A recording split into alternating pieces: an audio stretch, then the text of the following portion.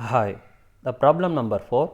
Find the magnitude and direction of the resultant force for the system of concurrent forces shown below. So, here the given data is determine the magnitude and direction of the resultant, that is we need to find the r and theta. So, what is the procedure for that?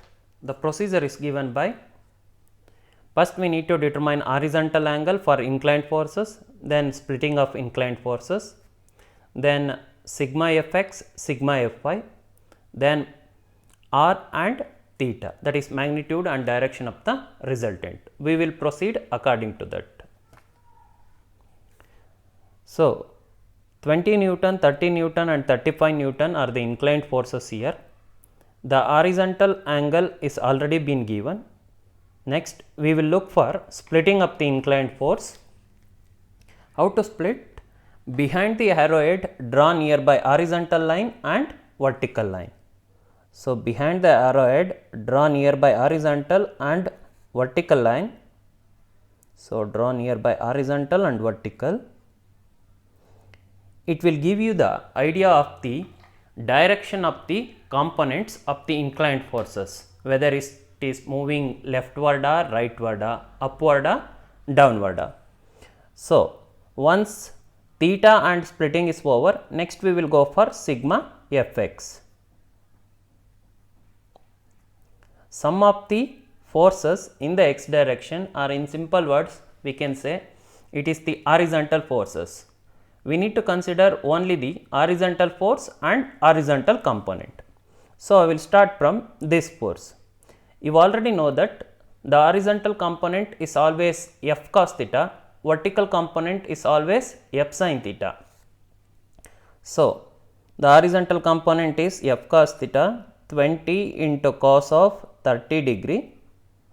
It is moving rightward, so positive, plus then vertical component leave it, vertical force leave it, vertical component leave it, horizontal component it is moving leftward, so minus, then f cos theta 30 into cos of 45 degree, then here vertical component leave it, horizontal component it is moving leftward, so minus f cos theta, that is 35 into cos of 40 degree.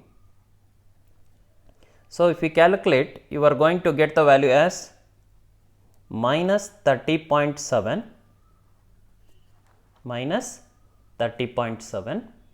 Next, let us calculate sigma fy. Sum of the forces in the y direction, that is only the vertical forces and vertical component.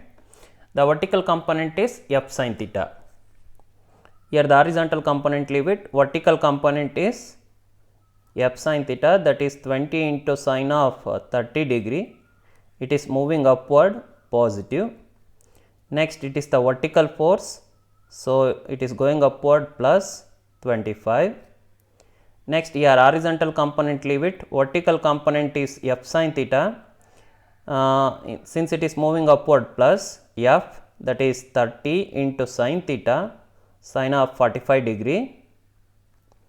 Then here horizontal component leave it, vertical component it is moving downward, minus f sin theta, that is 35 into sine of 40 degree.